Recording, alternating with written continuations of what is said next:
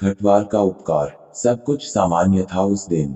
सावन के महीने में रविवार का दिन था, बारिश नहीं हो रही थी मगर मौसम अच्छा था। कोई आराम कर रहा था तो कोई पड़ोसियों के साथ अपने पूरे हफ्ते के अनुभव की चर्चा कर रहा था। मैं भी सुबह उठकर नाश्ता पानी करके टीवी देख रहा था। तभी कॉलोनी में जैसे हाहाकार सा मच गया। पूरा इलाका घर से बाहर था, पूरी कॉलोनी में रोने की चिल्लाने की आवाज गूंजने लगी थी। मैंने उसी भीड़ में शामिल अपने एक दोस्त इस हंगामे का कारण पूछा तो मेरे भी होश उड़ गए। हुआ यह था कि हमारे करीब कुछ दूर पर एक परिवार रहा करता था। परिवार के मुखिया उपाध्याय जी अच्छे आचरण वाले और समृद्ध व्यक्ति थे। उनके 4 बेटे थे। रविवार का समय पाकर उपाध्याय जी के 3 बेटे गंगा किनारे अपने 2 दोस्तों के साथ उस सुहाने दिन के मजे लेने गए थे। जाने वहां क्या हुआ, क्या घटना घटी, ये किसी को नहीं पता था, मगर उन पांचों में से 4 वही डूब गए और सिर्फ एक, जो कि नदी में उतरा ही नहीं था, डरा हुआ वापस आया और उनके घर वालों के घटना की जानकारी दी। जो कुछ भी उसने बताया उस पर विश्वास करना मुश्किल था। हाँ, वहां जो कुछ भी हुआ था उस लड़के के मुताबिक वो चारों डूब चुके थे। पुलिस बुलाई गई, रिपोर्ट हुई और फिर छानबीन शुरू हुई। उपाध्याय जी काफी पहुंच वाले आदमी थे, इसलिए पुलिस बिना नतीजे के शांत नहीं बैठ सकती थी। पूरे दिन पुलिस ने छानबीन जारी रखी। जिस घाट के पास वो लोग नहाने गए थे उस घाट से 2 किलोमीटर दूर तक पुलिस के गोताखोरों ने लाशों को तलाश किया, परंतु उनके हाथ कुछ भी नहीं लगा। पुलिस की नींद उड़ गई और उधर उपाध्याय परिवार में शोक के साथ एक उम्मीद भी आ गई कि शायद कुछ अनर्थ न हुआ हो। सब एक आशा के साथ उन लोगों के लौट आने की उम्मीद में कुछ न कुछ प्रयास में लगे हुए थे। पुलिस ने उनके बचे हुए दोस्त को ही हिरासत में लेकर पूछताछ करना शुरू किया।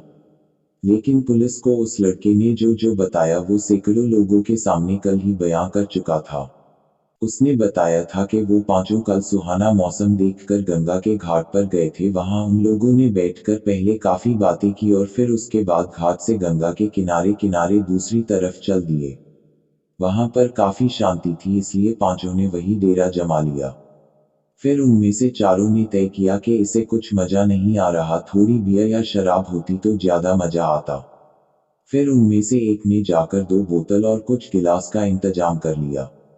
लेकिन वो पीता नहीं था, इसलिए उसने उन चारों का साथ देने से मन कर दिया।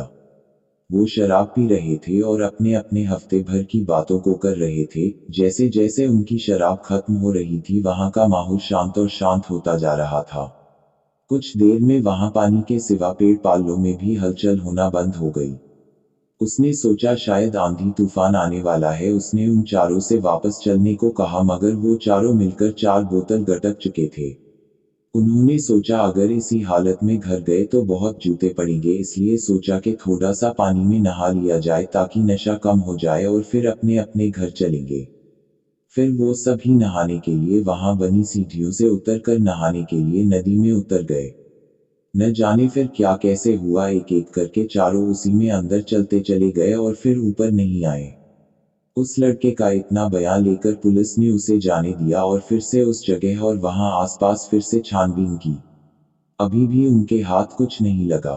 पुलिस ने सबको सिर्फ इतना बताया कि चारों ने शराब पी हुई थी, इसलिए वो तैर नहीं पाए और डूब गए। शराब की भी जांच की गई, मगर वो ब्रांडेड शराब भी, उसमें किसी असामान्य तत्व का होना मुश्किल था। मगर पुलिस अभी भी बेचैन थी कि वो लोग डूब तो गए मगर लाश कहाँ गई। उपाध्याय जी के घर में जो माहौल था उसका तो बखान करना ही मुश्किल है। जिसके 3 बेटे जो मर चुके हो लेकिन उनकी लाश तक न मिली हो, ऐसी माँ की क्या हालत होती है ये हर कोई समझ सकता है। वो सुबह होते ही मन्नत मांगने मंदिर जाती, कभी कुछ खाती तो कभी कुछ भी नहीं खाती, कभी रोती तो कभी हंसती तो कभी चिल्लाते हुए बाहर भागने लगती। आज तीसरा दिन था। पूरा उपाध्याय परिवार उस दिन कोस ही रहा था और उन तीनों के मिल जाने की मिन्नतें कर रहा था। दोपहर के समय एक बाबा हमारी कॉलोनी में आया। उस वक्त उपाध्याय जी और उनका बेटा पुलिस स्टेशन गए हुए थे। माँ जी तो घर में सो रही थी। सोना क्या, उसे तो गम की बेहोशी ही कहेंगे। 1-2 रिश्तेदार भी घर में थे।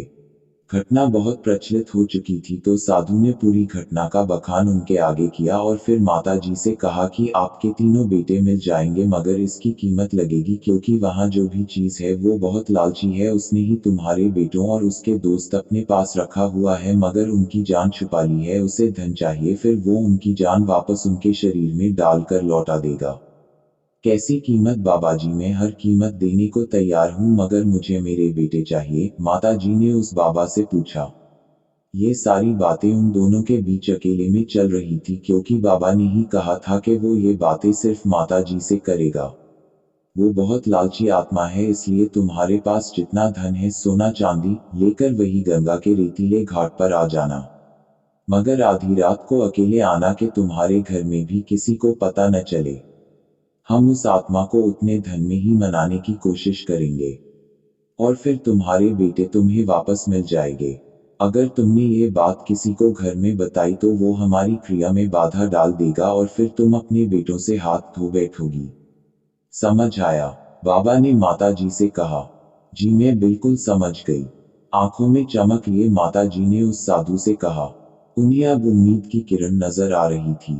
बहुत मुश्किलों इंतजार से उन्होंने उस दिन को काटा और रात को होने वाले चमत्कार की आस में भूखी प्यासी रात का इंतजार करती रही। जब रात हुई तो उन्होंने जल्दी खाना खाकर सोने का नाटक किया। जब उपाध्याय जी भी गहरी नींद में सो गए तो करीब 1:45 बजे वो उठी और पहले से तैयार की हुई अपने गहनों और रुपयों की पोटली को उठाकर चुपचाप घर से बाहर निकल गई और पहुंच गई उसी स्थान पर जहां उस बाबा ने बताया था। बेटों को पाने की खुशी में इतनी रात में भी उन्हें कोई डर नहीं लगा और सीधा वहीं पहुंच गई। वहां वो बाबा थोड़ी सी आग जलाकर और कुछ सिंदूर, नींबू, सुइयां, काला कपड़ा, थोड़े से चावल और अंडे लेकर बैठा कुछ पूजा पाठ जैसा कर रहा था। मैं ले आई हूँ बाबा सारा धन, कृपया जल्दी से मुझे मेरे बेटों से मिलवा दो, माता जी ने उस बाबा से कहा। ठीक है माता, वो सारा धन लेकर आप वहां बैठ जाओ। उसने माता जी को एक तरफ बैठने को कहा। फिर उसने सिंदूर से माता जी के चारों तरफ एक गोल वृत्त बनाकर धन काले कपड़े में रखने को कहा। उन्होंने वैसा ही किया। फिर उसने कहा कि माता मैं ये नींबू काटूंगा, अगर इसमें से खून निकला तो मतलब आपके बेटे जिंदा बचाए जा सकते हैं। फिर उसने एक एक करके 4 नींबू काटे, चारों में से खून निकला। माता जी सब कुछ शांत बैठी देख रही थी। माता जी आपके चारों बेटों की जान सुरक्षित है, अब ये धन आप इस वृत्त से बाहर रख दीजिए और मन ही मन ये कहिए कि यहाँ जो भी शक्ति वास करती हो मेरे बेटे मुझे दे दो। और तब तक आंखें मत खोलना जब तक तुम्हारे बेटे आकर तुम्हें आवाज न दें। बाबा ने माता जी को ये बात समझाई। भोली भाली बेटों के मोह में अंधी माता जी ने उस साधु की ये बात मान ली और जैसा उसने कहा वैसे ही मन जाप करने लगी।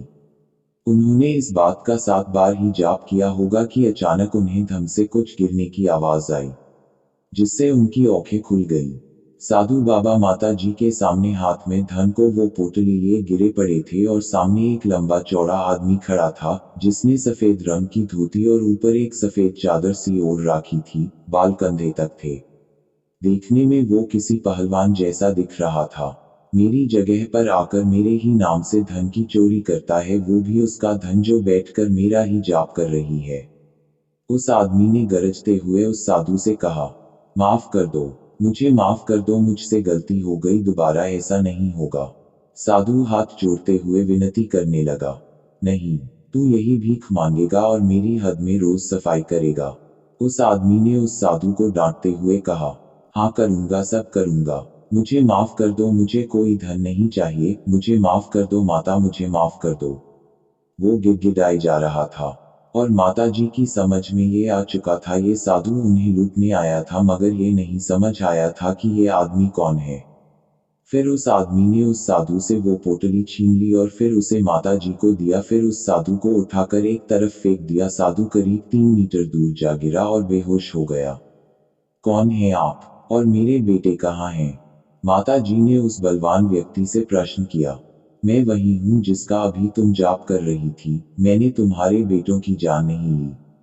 वो तो खुद शराब के नशे में डूब गए और जहाँ डूबे थे वहां पर सीढ़ियां बनी हैं, उनकी लाशें उसी सीढ़ियों के नीचे फंसी हुई है, इसलिए वो किसी को नहीं मिल सकी। उस आदमी ने माता जी से कहा। मेरे बेटे मुझे लौटा दो, मैं जिंदगी भर आपकी सेवा करूंगी, ये सारा धन तुम रख लो। माता जी ने रोते हुए उस व्यक्ति से हाथ जोड़कर विनती करी। मुझे धन का कोई लोभ नहीं है माता, और तुम्हारे बेटों की मृत्यु हो चुकी है, वो भी उनकी ही गलती से, अब वो वापस नहीं आ सकते। आप इस सत्य को अपना लो माता, और अपने धन के साथ परिवार में वापस लौट जाओ। उस व्यक्ति ने माता जी से समझाते हुए कहा। माता जी फूट फूट के रोने लगी, उनकी सारी आस खत्म हो गई थी। फिर उस आदमी ने माता जी का आंचल पकड़ा जैसे कोई बच्चा पकड़ता है और उन्हें अपने पीछे आने को कहा। वो रो रही थी और करीब 10 कदम ही चली होंगी कि वो अपने घर के दरवाजे के सामने थी। वो हैरान हो गई और फिर पीछे मुड़ी और उस व्यक्ति से उसका परिचय पूछा। मैं वही का घटवार हूँ माता, जिसका आप जाप करके मदद के लिए पुकार रही थी। मैं आपके बच्चों की जिंदगी को नहीं लौटा सकता, मगर कल तुम्हारे सारे बेटों की लाश वहीं मिल जाएगी। अब आप अपने बचे हुए परिवार में खुश रहिए। व्यक्ति ने माता जी से कहा और फिर माता जी अंदर जाने के लिए कहा। वो दरवाजा खोल के अंदर गई और जैसे ही पीछे मुड़ी वहां पर कोई नहीं था। मन ही मन घटवार की जय की और वापस अपनी जगह पर लेटकर रोने लगी।